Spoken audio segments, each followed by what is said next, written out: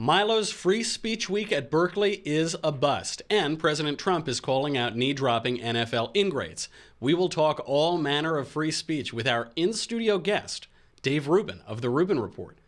How lucky am I? Then, Allie, Stuckey, and Jacob Airey join the Panel of Deplorables to discuss Anthony Weiner in the can and NPR's lambasting the unfair exclusivity of women's sports. I'm Michael Knowles, and this is The Michael Knowles Show.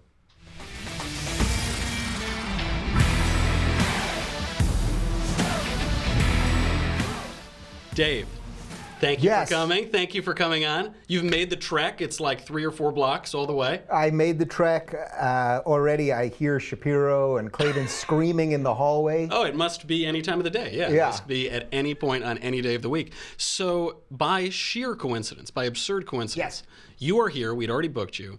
And all anyone is talking about today is free speech. The Milo thing, the Trump thing. One might say it's providential. You're an atheist. We will talk about that later. But before we get into any of it, you have a beard. Yes. It's an astounding beard. It's a manly beard. You. People are very excited about it. They're very excited. You've gone on this hermitage, this Thoreauian, Mark Hamill, Luke Skywalker hermitage. Yes. What did you learn? Well, I went off the grid for 30 days, literally off the grid. My phone was locked in a safe. I did not know what time it was. I don't have a watch anymore. You're a very fancy guy with a watch. I haven't had a watch in probably 20 years. So for 30 days, didn't know what time it was, didn't look at Twitter, didn't know about the news. I was in Mexico. I was working on my book. I had some family come over. Not looking at Twitter sounds like the most fun thing ever. You know, Twitter is a nightmare. I mean, it truly is a nightmare. And I think everyone, if you say anything about Twitter to people these days, immediately everyone's kind of rolls their eyes, their body language changes. Twitter used to be fun, and now people are just too nice now, the trolls have taken over. I like a good old-fashioned trolling, but like the sort of exactly. But the evil people, it's not the trolls. It's not the trolls. It's the truly, genuinely evil people who just want to burn everything down. Vicious, malicious. And there's just a lot of those people. So even the good stuff about Twitter, where you can get your stuff out there, like just staring at your phone all day and scrolling what some anonymous pink cat said about you, it's like, this is probably not the best. I need to know. Yeah, absolutely. But anyway, so I didn't shave for a month, and then I came back, I did a live stream, and my intention was to shave the next day, but the people have demanded that the beard stay. I kind of dig it now. I demand it too. It looks great. Thank you. I may roll it into Last Jedi in December. You know what I mean? Good. If I keep growing out the hair, the beard comes a little bit more. I've heard the Hamill thing before. Well, it can't be worse than that. The movie before Rogue One, whatever that was, The Last Jedi with the girl, and it was just terrible. You did not like Force Awakens? That is the most diplomatic way to put it I've ever heard. It was so bad. It was the best acting in it was Peter Cushing, and that was just a computer-generated robot. No. So you're talking about... I don't mean to insult you. Obviously, you performed in the movie. Hold on a second. Force Awakens. You're telling me you did not like Force Awakens, but you liked Rogue One? Absolutely. So that's very conventional thinking right there. That's very conservative, conventional thinking. I mean, Force Awakens was pretty fantastic. And Rogue One, I love watching the first Star Wars. Yeah, I love rewatching. So you liked Rogue One. That's what you're telling me. I liked Rogue One. Name 3 characters. I don't know. Well, okay. Name 3 people. Come on. Cassidy Andor, Jyn Erso, Baze Malbus, Chirrut Imwe, and K2SO. I don't know who that is with Google. Okay, someone's got Google. Very impressive. Yeah, that was impressive. He did bail me out. You're right. I can't name the characters. The thing I liked about it is that it was new, though. It wasn't just a remake of A New Hope, you know. That scene in the middle where Vader comes out and he like sachets out there and don't choke on your words. It's like, I like a good pun, I really do, but like, yeah, it put James Bond to shame. Yeah. Anyway, okay, so that is. Do anything else besides? That's only one point. That's only one point of disagreement. I need to hear your take. So you're a liberal. You're an old school liberal. Mm-hmm. You're not a leftist, a regressive leftist. You left the left. You had this great PragerU video. No. Now I was reading a book over the weekend.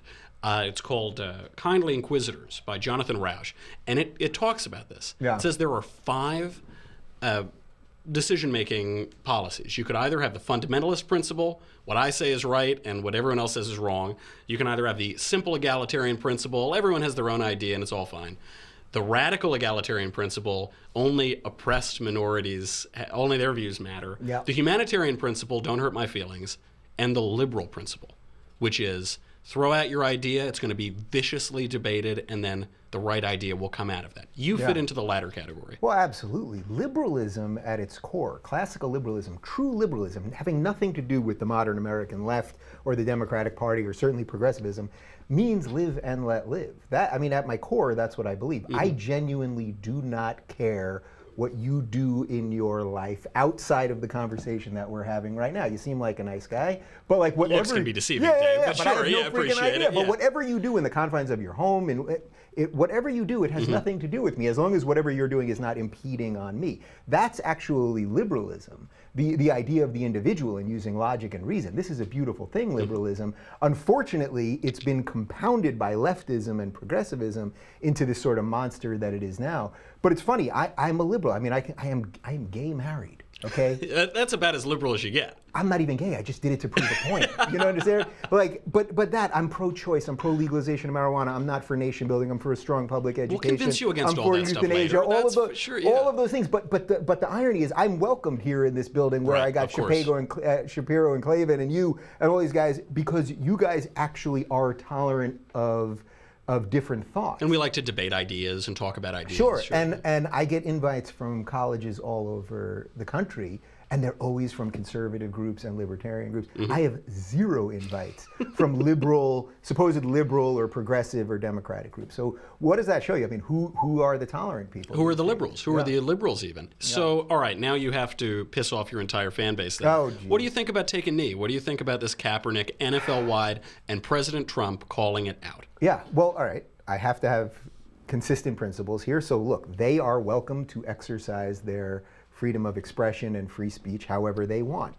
Now, at the same time, when you have free speech, that doesn't mean it doesn't have any consequences. So ultimately, if all these guys take a knee, so again, they can do it, 100%. I back their ability to do it and use their own mind to make a decision with what they want to do with their lives. Okay, fine.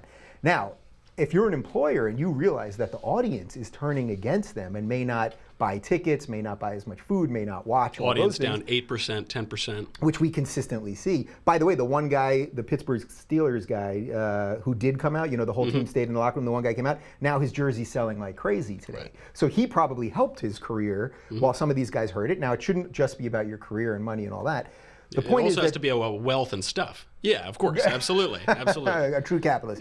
Okay, look, they can do it. Their employers can then decide if they want to keep them or not re-sign them at the end of the season or any of that. As far as Trump, look, I tweeted out yesterday, look, the beauty of America is that the players can do what they want, the employers can do what they want, the president can say what he wants, and so can you. Now, a lot of people are angry, but the president said fire them. Look, he can say whatever he wants if he starts putting that into law. That demanding, if he goes to well, everyone thinks the president's allowed to write laws. He's actually not, but I've sort of given up on that one.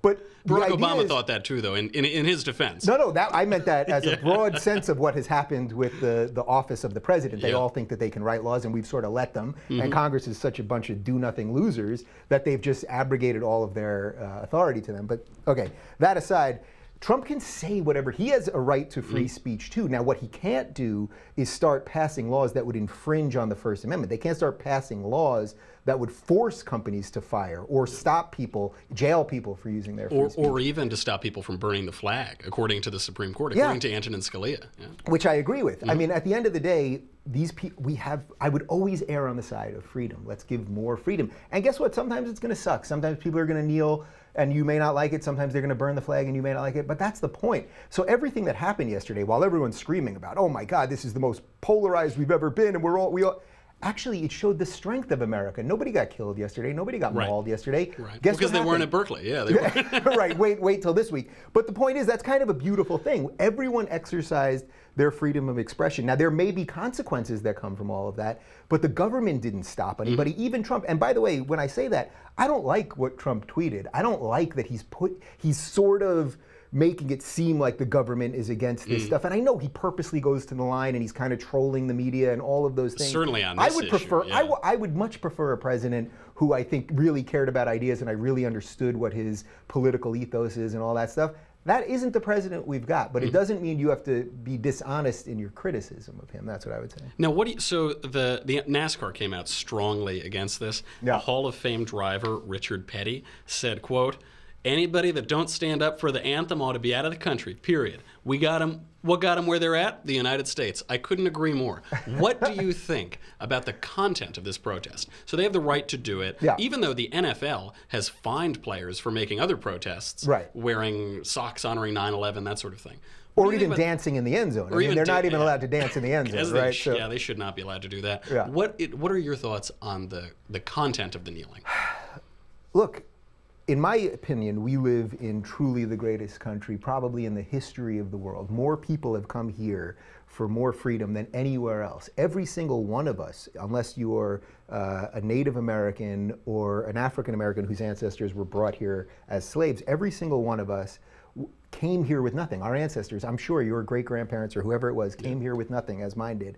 They build and build and build. We build a strong middle class. Hopefully you'll be able to move up and up and up. That's a beautiful thing. Now, that being said, are people allowed to protest? Of course. I mean, so I think it's slightly misguided in a way. And now we have the perfect mix. I mean, this is what it is. We have the perfect storm of a president who will keep pushing them and this movement that's going to keep pushing this way. And we just have this perfect thing that's just going to keep blowing up. But ironically, I think a certain amount of people are just going to tune out. I think a certain amount of people just stop. They'll literally tune out of the game. Yeah, that's what I mean. Even the idea, I love sports. I never watch SportsCenter anymore because basically you're just watching what happened in crime and what happened in politics. Yeah, exactly. Right. So I could just watch MSNBC for that. So I think that there's a short, look, the other thing is, so you take the Pittsburgh Steelers, the whole team except this one guy did this. Okay, fine. Again, they are welcome to do that and they may pay consequences from the team. But how do you backtrack out of that? Let's say Trump does a few things that they want him to do, whatever that is, right? Or the atmosphere changes a little bit. Well, how do you in 3 weeks from now show up and you're all out there again as if it all got better? So they're all pinning themselves into an intellectual corner, which I think is dangerous. That's exactly right. Yeah. And you make the great point too. The country is allowed people to have this thriving middle class, to ascend. It is ever more fair, ever more free, ever more equal. And the fact that they can take this protest without facing consequences from the government is evidence that they shouldn't protest the country. They should maybe protest the cops or protest this or whatever they want. Well, I also think that the danger is that the politicizing everything is incredibly dangerous. People watch sports to escape. Right? Why do you watch sports? Why do you play sports? Imagine if you were playing basketball. Well, that's a difficult thing to imagine, but sure, I'll do my best. Work with me here for a second. Imagine if you were playing basketball, okay? You're dribbling the ball, you're playing ball, and now guys are screaming about politics when you're on the court.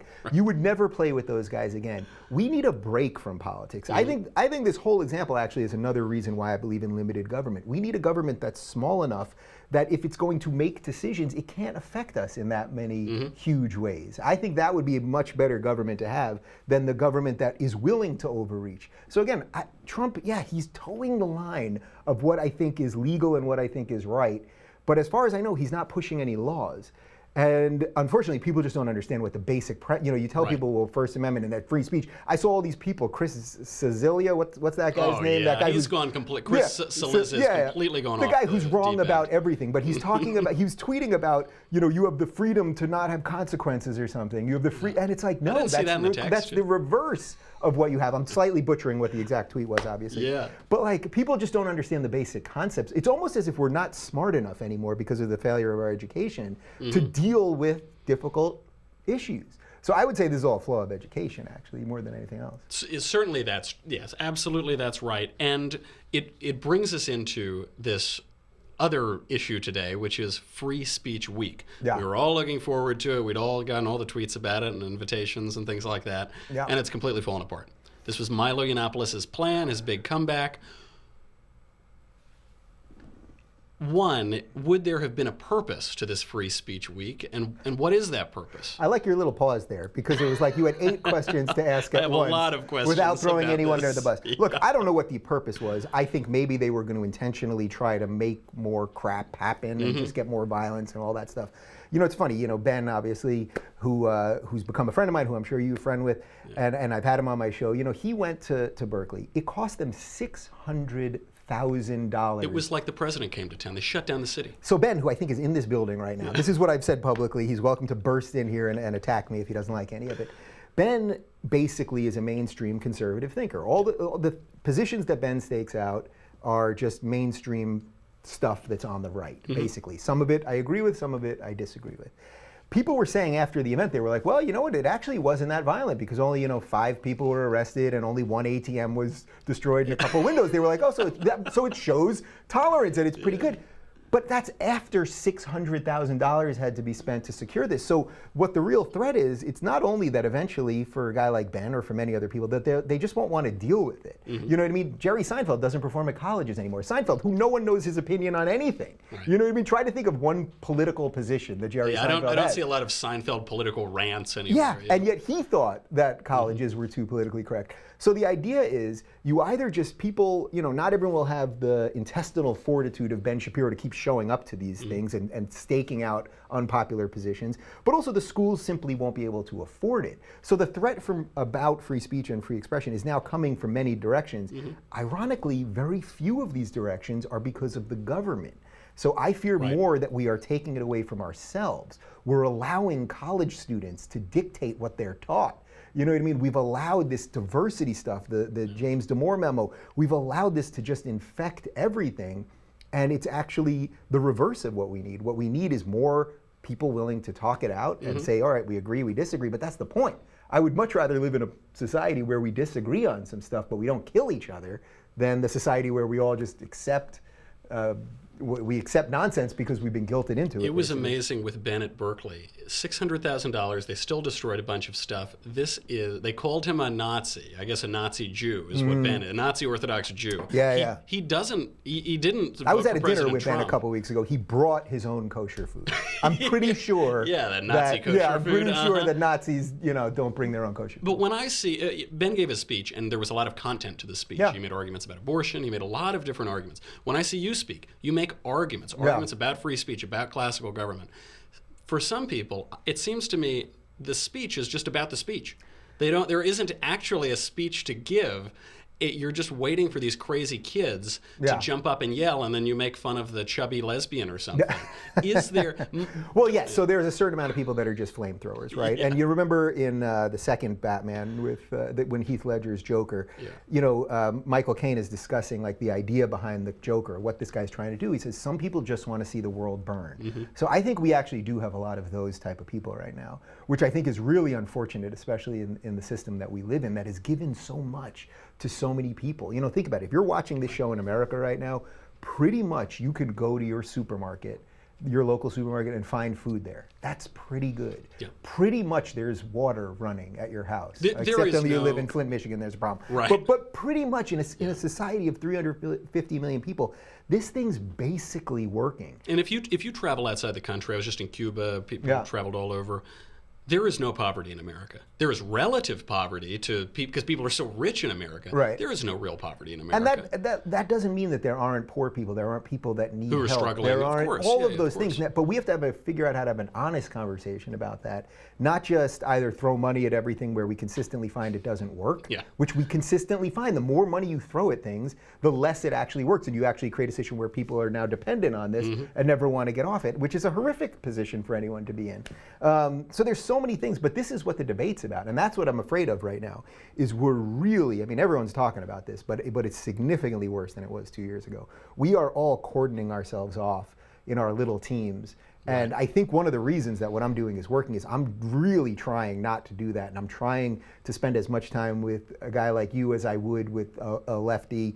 And I'm trying to find some answers there. I think sometimes maybe logic and reason is going to be the sacrifice in this thing. And that might make you a trans political thinker. You go from one side to the next. And on that, it seems Does that get me any social justice credit? Well, it better. I don't know where that puts you on. I'm a trans thinker. How about that? You'll get your own safe space on YouTube. The issue that I think it seems like a trivial issue. It seems completely unimportant, but it's where a lot of the cultural battle is, and the language battle and the battle over free speech. The pronouns. The pronouns. Do people have a right to insist that you call them by a pronoun that doesn't match their actual biological sex? Well, I would completely on this one take Jordan Peterson's position, and I'm sure much of your audience knows Jordan. Has he been in here? Not yet, but we do want to get him. We're gonna have him soon, yeah. I will gladly. If you don't, if this thing doesn't burn down by the end, I'll put in a good word for you. I thought the apocalypse was today. I thought the Christian numeral. Well, we'll see. Right. Some guys said it was supposed to be today. Every day. We'll see. What egomania to think the world is going to end on all these people that are like, oh, the nuclear war is coming. North Korea's going to nuke us now, or all the religious people that think, oh, end of time. You know what? The world's been going on for a long. George Carlin did something about this. It's not. Don't worry about the planet. It's the people. The planet's going to be fine. Anyway, in answer to your question, I would take Jordan Peterson's position on this, which is first off, I have trans friends. I know trans people. Yeah, me too. I do not go out of my way to offend anybody ever. Well, I go out of my way to offend everybody. That's the one difference. But I'm sorry, No, that's fine though. So okay, you have. If let's say you're walking down the street, right, and somebody's walking towards you, they drop their wallet. And you're like, sir, you drop your wallet.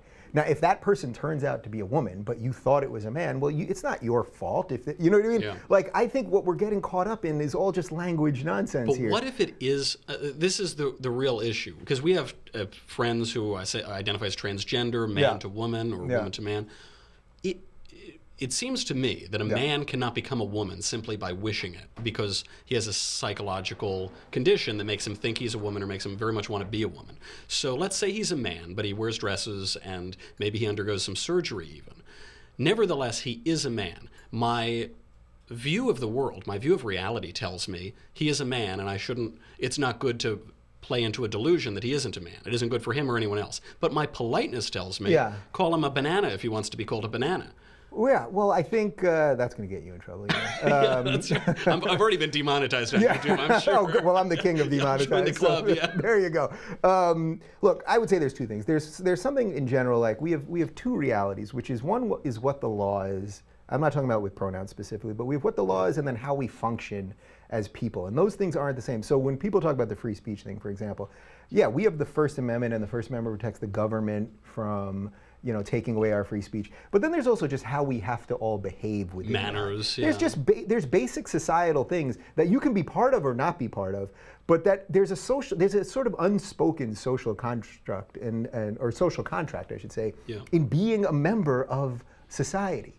So I would say basically, if you see someone I would say, do your best to treat them the way you would want to be treated.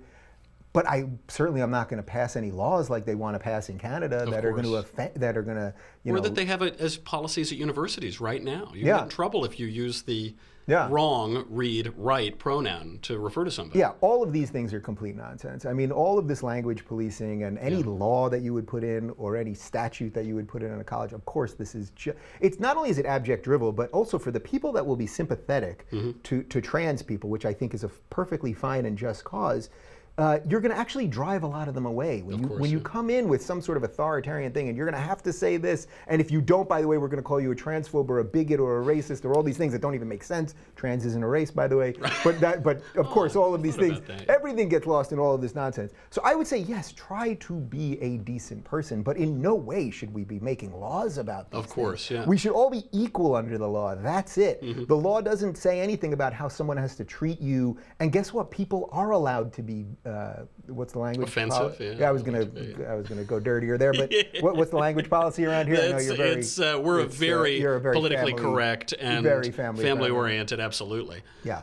Try to be decent. That's all I would say. Decent, sure. But you know what? If you're not decent, as long as you're not doing anything illegal, all right. What am I going to do? Because it seems there's the premises of it. I worry with this. You did a great interview with Blair White. I love watching Blair White's videos. I think he makes very good points, but he would probably prefer to be referred to as she. And I struggle with this question of, it's a small point, but if in a public space like this, if we grant the premise of transgenderism and of subjectivism, of the relativity of reality, then haven't we given away the whole farm?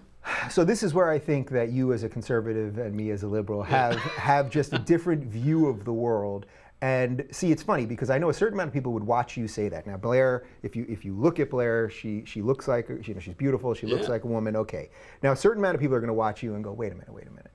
he's just going out of his way. He's going out of his way to be mean to just kind of be mean or whatever. Yeah. Okay. Now I know Blair decently well. That was the first time we had met in person, but sort of know her. Now look, you gain nothing. I think that, and I think this is a fair liberal position. You gain nothing by doing what you did there. You know what I mean? Like, you just don't. Like, I get what you're saying, that yes, this person, first off, I think that trans is still listed as some sort of psychological disorder is or something. A disorder of some sort. Right? Your psychology doesn't match your body. If Blair was sitting here, I'm pretty sure she actually wouldn't be offended by you Blair doing that. And she would argue, but even by you calling her he or whatever, I think she would have a principled position to argue against. And I would say this is the best example of why it's about the individual. That if you were sitting here and you and Blair were having a great political discussion about anything, I think by the end of it, you would go, you know what, next time I will have no problem calling you she. Call you whatever you want to be called. Yeah, because it's about the individual. So yes, at some level I get it. I get what conservatives are kind of doing here. And this is also what I think conservatives missed on gay marriage, which is that now it's funny, all the conservatives now, they all take the libertarian position, which is, I didn't want the government involved, blah, blah, blah. But none of you were saying that before. They all wanted defensive marriage act. Not you specifically, but the whole slew of conservatives, who many of them I'm friends with now, nobody was taking the principled position. Rand Paul, who's more of a libertarian, obviously, he could have taken the most principled position ever and been like, you know what, I don't particularly care one way or another about gay people, but I want everyone to be treated equally under the law. I don't care what you do in your own bedroom, and if two people want to enter a contract, it doesn't matter what sex they are. It would have been a great principled position, and something that the right, and that I think conservatives and limited government people all could have latched onto in an honest way. So I would say in this case, it doesn't really matter. So I guess maybe your pushback is that somehow societies we're chipping away at a little inherent truth or something. That there's a question of who gets to define reality. Whose premises do we have to believe? The premise that says that a man can become a woman by sheer force of will, or the people who say there are difficult facts and there are difficult psychological conditions, and we ought to be compassionate and we ought to walk with people and be as nice as we can without changing definitions of reality. So I think you can actually meld both of those into one thing, which again, it's about the individual. So of course, if a biologist was sitting here, they would say you can't change your chromosomes. Right. I don't think that even the most patients, right. But I don't even think the most far left trans advocate is saying that they're changing their chromosomes.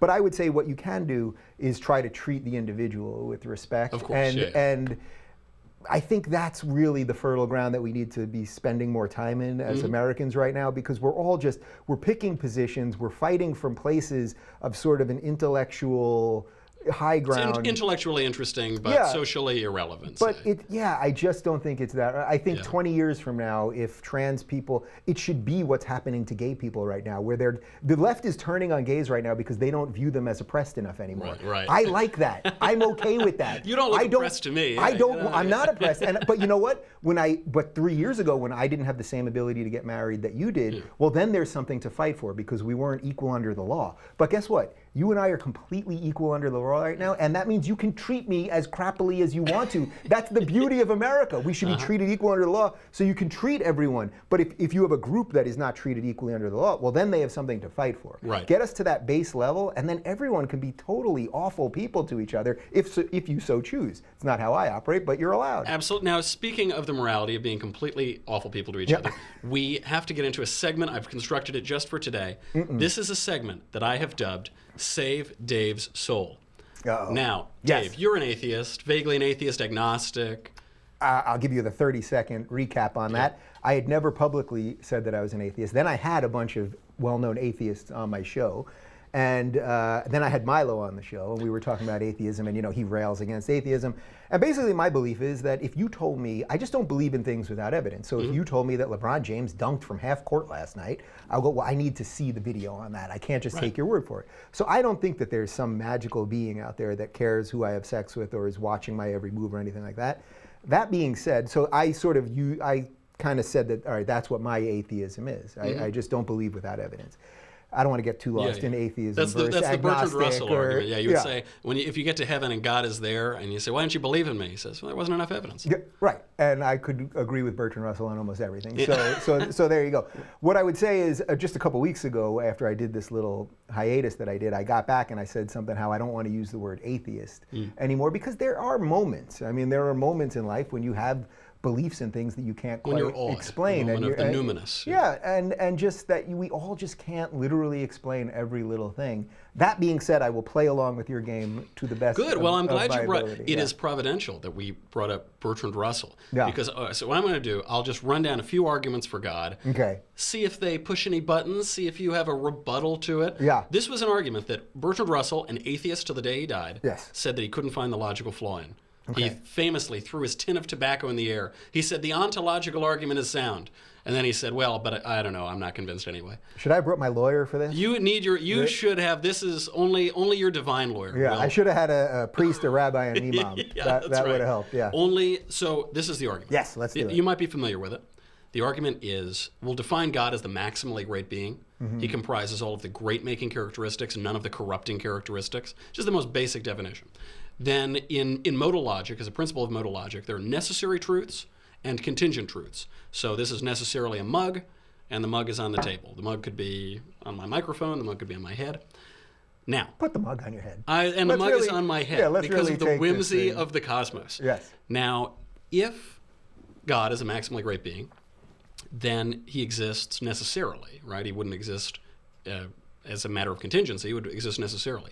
So if he exists necessarily in some possible world, then he exists necessarily in all possible worlds, right? If he couldn't be the maximally great being and only exist in some possible world, it would have to be in all. Now, if he exists necessarily in all possible worlds, then he exists necessarily in this world, which is among all possible worlds. Therefore, God exists. And Bertrand Russell was reacting to a different version of that argument, basically the same thing. He said it's impossible to point out the flaw.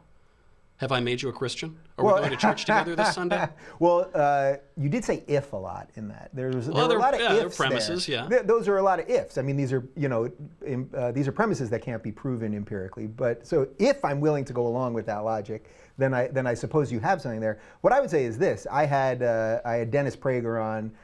With Michael Shermer debating God and morality. It was one of my favorite hours. If you haven't checked it out, you should go over. Google this: the Prager and Shermer debate. Yeah, it was really interesting. And by the way, two guys who I totally respect, who I've broken bread with both of them. I mean, I think we did something really nice, something that I think we need more of. The crux of the argument to me, I thought, got to one place that I still am not totally sold on, which is. Dennis said to Michael, Michael's talking a lot about science and rational belief and not, things that you can't prove that you shouldn't believe in and all that. And Dennis basically said, that's all good. What Dennis was arguing was that on a macro level, that society needs these sort of these unspoken or these bigger than these ideas bigger than just the literal things to keep society going. This is a little bit of what Peterson's talking about, by the way, and this map of meaning that he talks about. It's useful. It's useful that at and I think that's really interesting, that at the micro level, we can all use our brains to figure all this stuff out and hopefully find morality and all that stuff. But perhaps as on the larger scale, on the macro scale, that we do need a little bit of this. I'm 50-50 on that, truly. I'd like to believe that if we all just relied on our intellect and science and logic and reason, that we could build a functional society that way. I don't know that there's really any evidence that we have. There's plenty of evidence to the contrary. Yeah, although, you know what, all the good things about America, which a lot of times people say these are just Judeo-Christian values, these are really Enlightenment values. If we could really grab onto Enlightenment values, I think we could build a great society. I don't know that it has enough legs in a day where so many people want to burn the system down, so many people want to be hysterical. I don't know that being a calm, sort of centrist who's open and decent and is willing to debate. Yeah, willing to debate. Does God? It's almost pointless to me. I mean, really, there's so many things happening right now that whether God is sitting here judging you one way and judging me another, or whether he's playing racquetball somewhere else. He's judging Marshall the most. I think definitely we can agree judging Marshall on that. Yeah. I don't know that I answered your question in even the slightest. No, a little bit you did, because you're right. Everyone wants to burn down these Enlightenment values, and I think part of that is because the Enlightenment values are undergirded by the Judeo-Christian religion, by Christianity. The natural rights come from natural law, and natural law comes from Christianity. So without that, one wonders if the society that's based on that, all of the good things that came out of that, can continue in those good things if it's no longer animated by the same thing that created them in the first place. Well, so that I think is really interesting, because the question really is, so do we have God-given rights, or does the government give us rights? Now, so without getting too lost in what God is, whether it's this conscious being he is a gigantic fat man with a beard. That is what he is, all right? I think right, so for a huge amount of people, that's what he is. But whatever he is, whether it's the Buddha, whatever that God is the unmoved mover outside of time and space, so unfathomable. Meaning that we have rights as human beings. And this is this is a science and enlightenment argument, that by the very essence of your birth and your ability to have a brain that can think, that you have rights. You have dignity. Yeah. You have dignity. You have rights to be in this cosmos, and that freedom is the, I think I'm about to quote Optimus Prime, freedom is the right of all sentient beings. I watched Transformers last night. I cannot believe I just quoted Optimus Prime. The argument from Prime. The Prime mover argument. He was a pretty powerful Autobot. The point is, but that freedom and your ability to think and all of these things, these are God-given. Now, whatever you want to say God is, but that they're before the giant government. Fat man in the sky with a beard. Yeah, but it's before government. I like that much more than I like that the government is giving us these things. The government is just a construct of man. So the idea that the government is giving me my freedom, right? No, we can deal with what the government gives us. I think it should give us a lot less.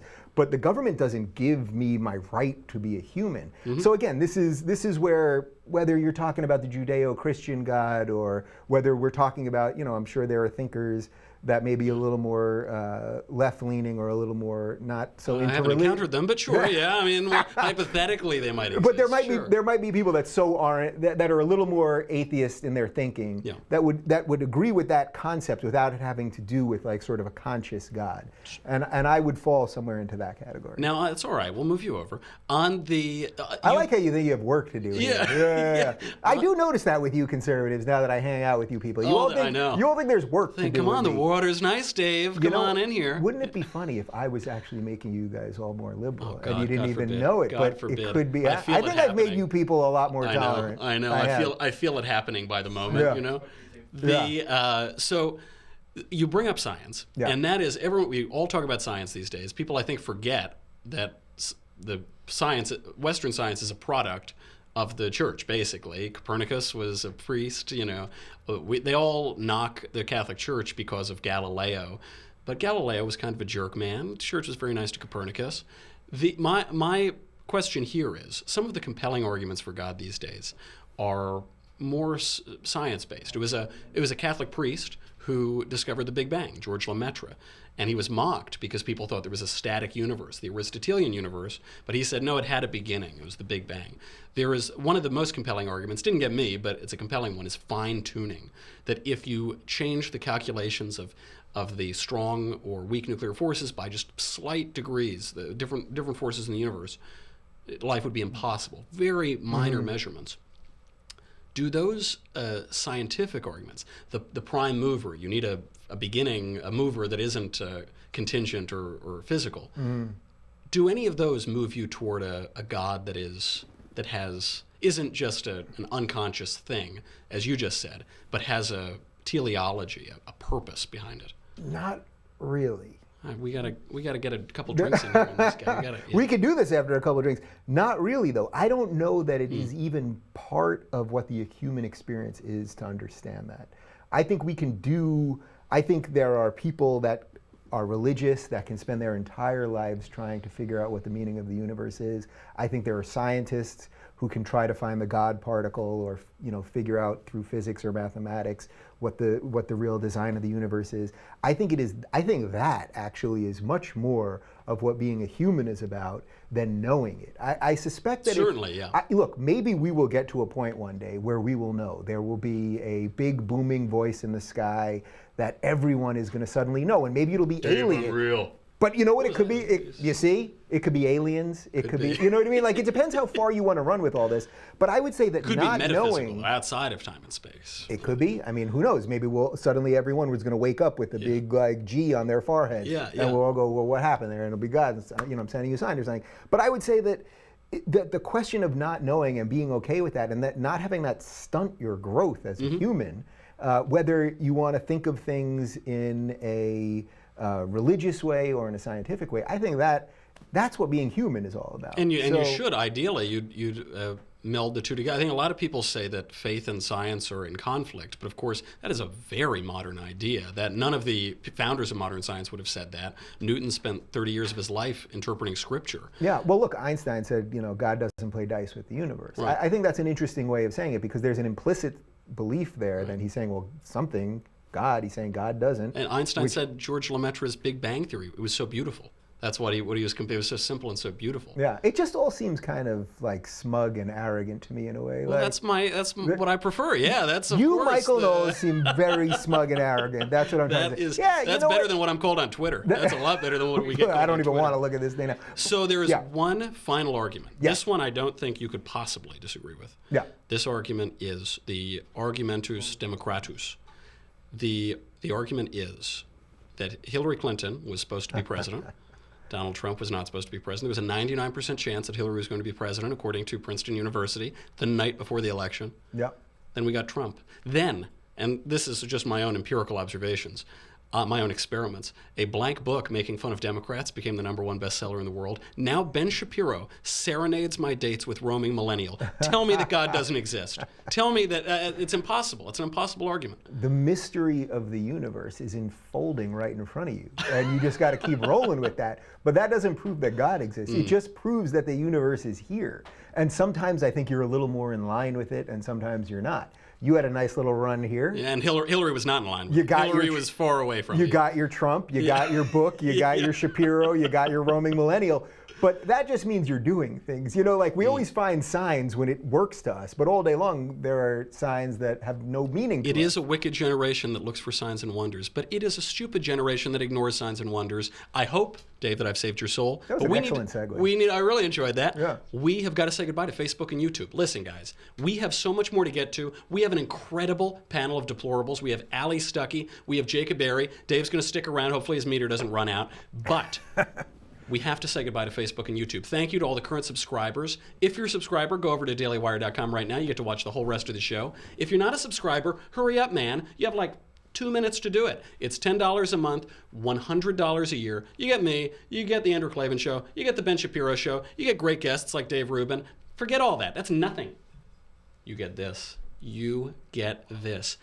The Leftist Tears tumbler. It is the most beautiful vessel for carrying leftist tears. Right now, there's a beautiful vintage that we're serving up. It's ever since Politicon, we've been serving up Dave Rubin's old boss, Schenk Uber's tears. They I'll are take 2 of those. exquisite. Yeah, we're sending Dave home with some. Go over there right now, dailywire.com. We'll be right back.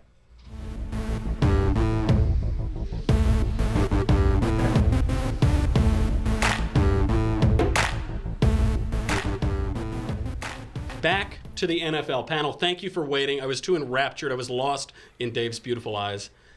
On the NFL, the league has apparently entered into a golden era. It has now been 23 days since one of its players has been arrested. The average time between arrests of NFL players is 23 days, but the charges typically include drunk driving, drug offenses. Oh, I'm sorry, the average time is 7 days. Those other charges include domestic violence, assault and battery, gun violations, disorderly conduct, resisting arrest, theft, burglary, rape, and even murder. In 2013, there were 71 arrests of NFL players. As Donald Trump Jr. put it, if only Roger Goodell cared as much about domestic abuse and traumatic brain injury as he does about disrespecting America. #NFL. Allie, is there a little man in the mirror issue here? I'm talking about the man in the mirror. Is there a connection between these guys' moral defects and their virtue signaling about these race issues? Yeah, I think absolutely. And that raises a really good point that we're not just seeing in the NFL, but we're seeing all across America when it comes to virtue signaling. All of a sudden, because of the polarized politics that we're seeing now, the sense of moral vigilantism has bubbled up in people who before didn't care about morality at all. And in fact, probably would have said that they are moral relativists. But because politics has come into play and because it's become popular and trendy and attention grabbing to take a political stance, all of a sudden we have people who care about these virtues, and they are exemplifying those virtues by making a political point when they should be honoring our flag. Jacob, Allie makes all excellent points. Why isn't Goodell doing something about this? He's perfectly willing to punish football players when they honor 9/11 victims and heroes, but he'll stand back on this issue. Why the silence? I think it's exactly what Allie was saying. It's just plain virtue signaling. I think she said moral vigilantism. That's perfect for it. When it comes to things like 9/11 and Dallas cops being killed by Black Lives Matter sympathizer, it's so tragic, and you're like, oh, we just don't want politics. But then all of a sudden, Colin Kaepernick takes a knee, and we have whole teams doing it. It doesn't make sense, but it shows to me the disconnect between the people who are upstairs and then their audience who are watching. It's a disconnect with their fan base. Absolutely, and Dave is going to cancel ESPN, but that's him going to stop watching the shows. Okay, we talked about the NFL too. I can't pay attention to these guys anymore. This is the most football that I've ever been subject to in my life. Anthony Weiner has been sentenced to 21 months in prison for sexting with a 15-year-old girl. Dave, is Anthony Weiner's continued existence on this earth the final proof that the Clintons don't kill people? Well, I guess, yeah, technically they should have taken him out a long time ago, or at least gotten rid of the laptops or whatever Huma was doing over there. Look, let's move on from Anthony Weiner. We have so many problems right now. This politicization of everything, and sports being corrupted by politics, and all of the authoritarian stuff and all the social justice stuff. We have so many problems. Like when I saw this headline this morning, it was just like, let me just put that one aside. Let the guy go to jail, just move on. We only have so much brain power for all this stuff. It is too much Weiner. It is Weiner overload. Allie, you're not going to believe this. I almost feel sorry for the guy. He's so pathetic in the court and crying, and he's obviously got this sickness, this psychological disorder. Should we feel bad for Anthony Weiner? First, when you said that, I was shocked. But now when you say that, when you think about the fact that he is actually very sick, maybe in some kind of way, but he also had the opportunity to get help a long time ago. So you have to think that after this many mistakes and after this much time, if you haven't gotten the help that you need, then it's very hard to feel sorry for you, especially when it comes to children and pedophilia and things like that. I don't know. Forgive me, but I don't have a whole lot of compassion. Yeah, I always feel bad for the guy, and then I look at the pictures and I think, all right, throw him away, get him out of here. Never mind. In an article on Sunday, NPR lamented, quote, gender-segregated professional sports as being exclusive, as being unfair and exclusive. Allie, if we start admitting people who are biologically men but identifying as women and on hormone treatments or whatever, if we start allowing them to compete in female sports, is that just the end of female sports? Well, yeah, so here's the foundational problem with this article. One of the quotes said something like, oh, the reason why traditionally male and female sports have been separated is because males and females play sports differently. No, males play sports better. I have this whole bet with my brother-in-law saying, do you think that if I trained for an entire 3 years to dunk a basketball, I think I could do it? And he said no, he would pay any amount of money to bet that I could never dunk a basketball. And it's absolutely true. It's not just because I play basketball differently, but because I play basketball a lot worse than any unathletic male. It's just true. And so just to say that there are differences in how we play sports, it's a fundamental misunderstanding of how God made the human body. So unfortunately, women are going to get the short end of the stick here. As an unathletic male, I appreciate your confidence in me. Dave, you're welcome. This appears to be an internal conflict on the left. On the one hand, there are these immutable, innate identities that we couldn't ever possibly change. And on the one hand, sex doesn't seem to matter. You can go from a man to a woman to a man. So either it's the core of our identity or it doesn't exist at all. Is there any way, as our resident former leftist, or I suppose always liberal, is there any way to reconcile this conflict on the left? My Twitter bio says wanted to be in the NBA. So yeah, if what this is leading to is the chance that I could maybe play in the WNBA, where I actually think I could be an all-star, then I'm completely for this. That's number one. But the truth is, think about it this way. I don't know a ton of female basketball players, but if you took Lisa Leslie, who was one of the biggest stars in the league, she could never make it in the NBA, in the men's league. That is just simply the truth. She would be crushed simply by the size and strength of these guys. That is not putting women down. That's just understanding that we have different biological differences. So of course this was all leading to this. Of course now they're going to try to have women play in the NBA. But what are you really saying here? We have differences. We can accept them. It doesn't mean that one's better or one's worse. It just is. And it's just reality. Which I know is scary to people. I can't believe that we have to end on such a note of horrifying bigotry as reality. But panel, thank you for being here. Allie, Stuckey, Jacob Airey, Dave Rubin, the nicest guy in politics. Thank you for coming by. Thanks, brother. Great to have you. Now it is time for my final thought. None of the people disrespecting the national anthem and none of those cheering them on has made a coherent case for the protest, which I suspect is because the protest is incoherent. Make no mistake, the disrespect shown is explicitly toward the national anthem, which is itself a symbol of the country. If these football players were to kneel or turn their backs on a police officer, their disrespect would be toward the police and the protest toward any alleged police brutality. If they were to kneel or turn their backs at the sight or mention of President Trump, their disrespect would be toward President Trump and the protest toward his administration. The symbol has relation to the symbolized, but they're kneeling for the national anthem, and so the disrespect and protest are pointed toward the country itself. There is an irony here. We pay these grown men tens of millions of dollars per year to run around and entertain us. These men then turn around without any fear of prosecution and insult the country that has given them more wealth, equality, and freedom than any citizenry has ever enjoyed in the history of the world. That prosperity, equality, and liberty are not the natural state of things. They are uniquely American. They rest on the foundation of America.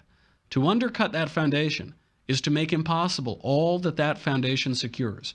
To quote Chesterton, there is a thought that stops thought, and that is the only thought that ought to be stopped. On that, I'm Michael Knowles. This is The Michael Knowles Show. Come back tomorrow. We'll do it all again.